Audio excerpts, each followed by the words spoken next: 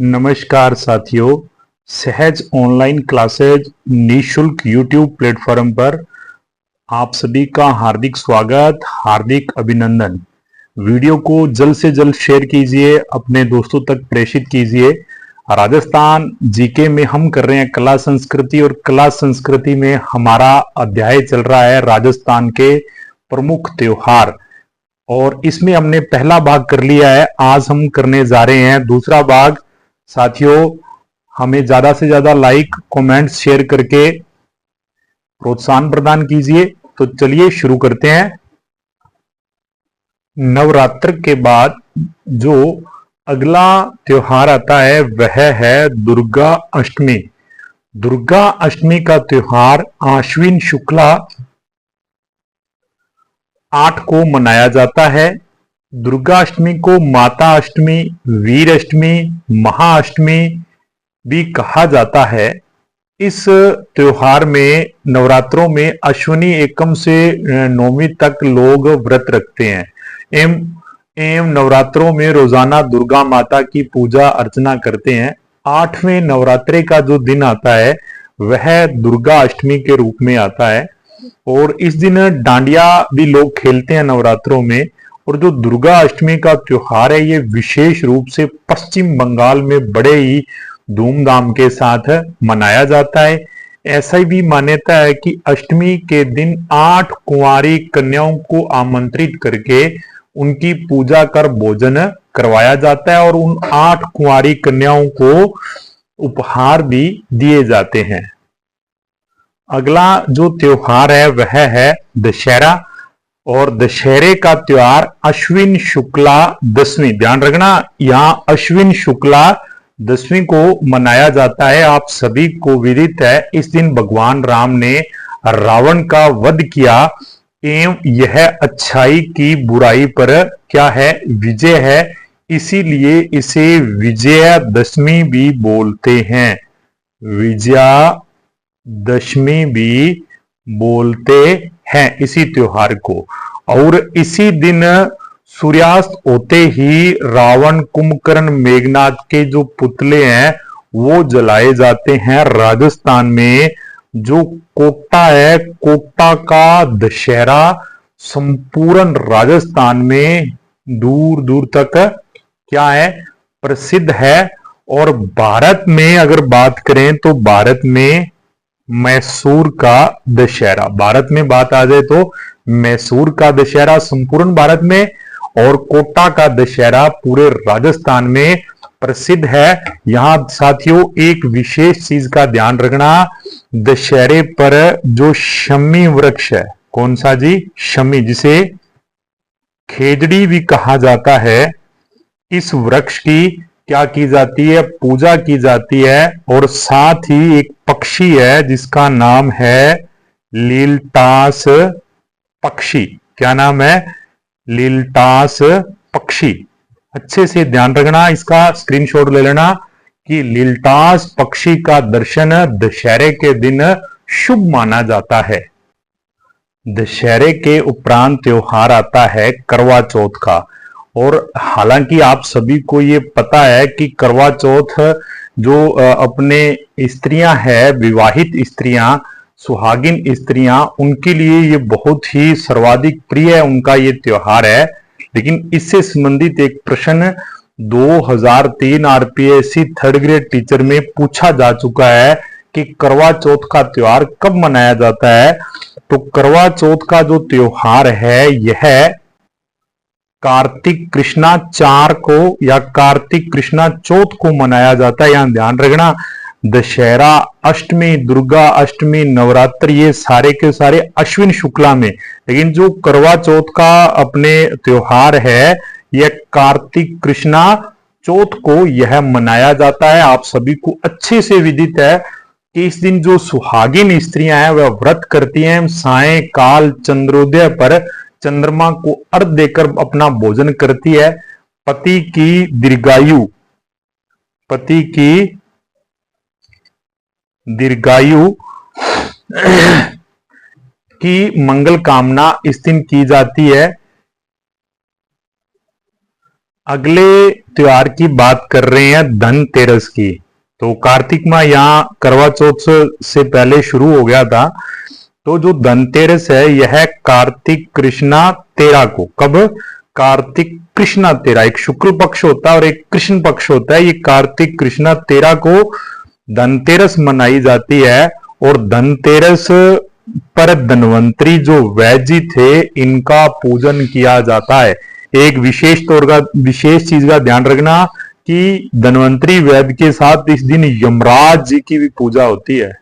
मान लो प्रश्न पूछ ले कोई कि निम्न में से किस त्योहार पर राजस्थान में यमराज का पूजन किया जाता है, तो हमारा उत्तर क्या रहेगा? धनतेरस। और यमराज के ही कारण जो मतलब यमराज है, यम के लिए एक आटे का दीपक बनाकर घर के मुख्य द्वार पर जलाया जाता है। और धनतेरस पर बर्तन खरीदना बड़ा ही शुभ माना जाता है। और दीपावली से 2 दिन पूर्व धनतेरस त्योहार आता है।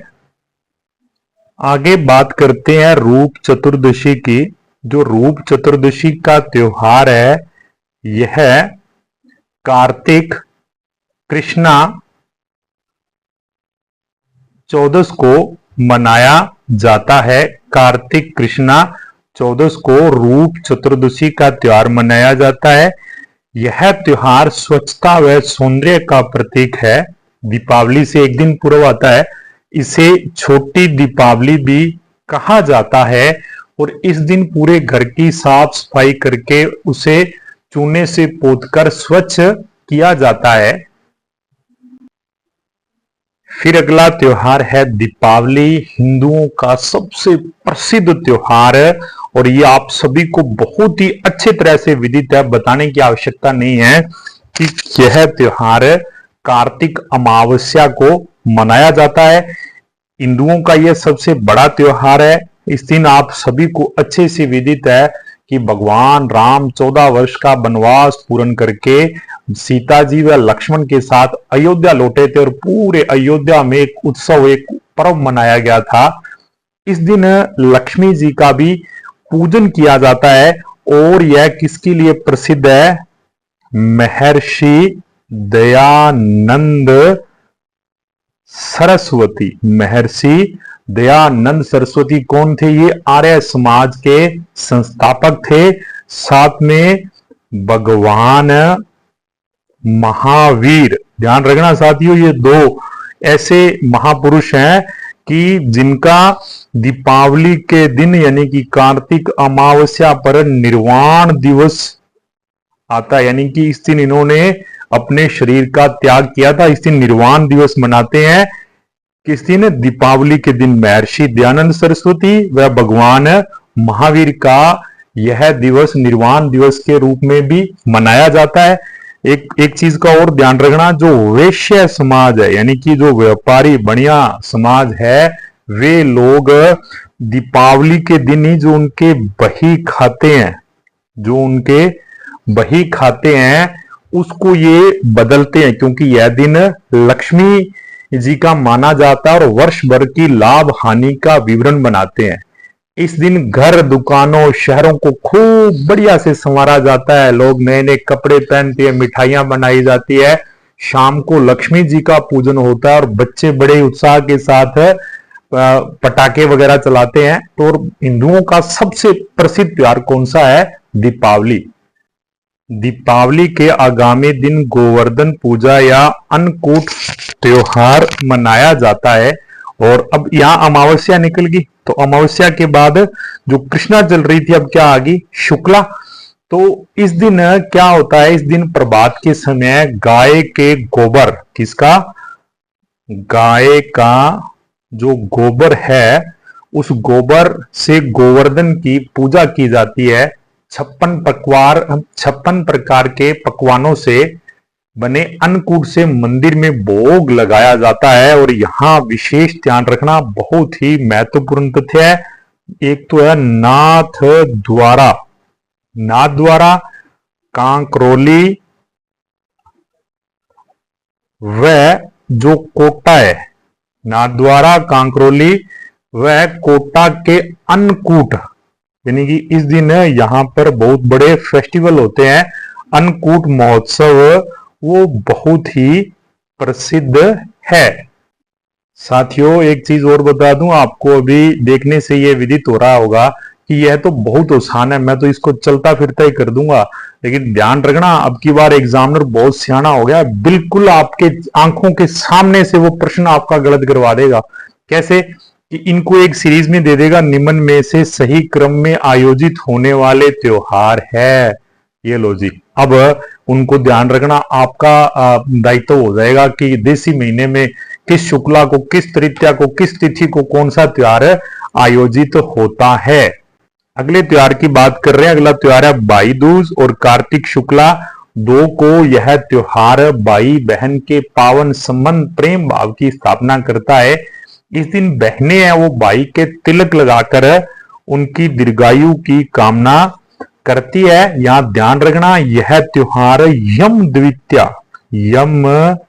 द्वितीया अच्छे से रट्टा चढ़ा लेना इसका, कि भाई दूज त्योहार को यम द्वितीया के रूप में भी मनाया जाता है। अगला जो त्योहार है वह है आंवला नवमी। इसे अक्षय नवमी भी कहा जाता है। कौन सा जी? अक्षय नवमी। और यह आयोजित होती है कार्तिक शुक्ला नवमी को। कब आयोजित होती है ये? कार्तिक शुक्ला नवमी को। इस दिन जो आंवले का वृक्ष है, किसका? आंवले का वृक्ष है, उसकी क्या की जाती है? पूजा की जाती है। किस दिन? आंवला नवमी या अक्षय नवमी पर। और पूजा करने की जाती है, वह भोजन में आंवला अवश्य लिया जाता है। इस व्रत को करने से व्रत, पूजन, तर्पण आदि का फल अक्षय हो जाता है, इसीलिए इसे अक्षय नवमी भी कहते हैं। अगला हिंदुओं का जो मुख्य त्योहार है वह है देव उठनी ग्यारस। क्या बोलते हैं इसे? देव उठनी ग्यारस। इसका आयोजन कार्तिक शुक्ला ग्यारस को होता है। इसे देव प्रबोधिनी एकादशी भी कहा जाता है। ऐसी मान्यता है कि भगवान विष्णु 4 माह तक निद्रा अवस्था में रहने के बाद जागते हैं। इस दिन से समस्त मांगलिक कार्य जैसे गृह प्रवेश, विवाह, मुंडन इत्यादि जितने भी मांगलिक कार्य है, और वो मांगलिक कार्य क्या है, हिंदुओं में आरंभ हो जाते हैं। भगवान विष्णु की पूजा की जाती है। साथ ही इस दिन तुलसी व शालिग राम का विवाह का आयोजन भी किया जाता है। और इस दिन तुलसी, इसे इसीलिए तुलसी एकादशी भी कहते हैं। ठीक है साथियों, बाकी करेंगे अगले भाग में। जुड़े रहिए हमारे साथ, आपका सहयोग यूं ही बना रहे। व्हाट्सएप, टेलीग्राम पर जो आपका प्रोत्साहन मिल रहा है वो वास्तव में प्रोत्साहन योग्य है। शुक्रिया, कल मिलते हैं। धन्यवाद।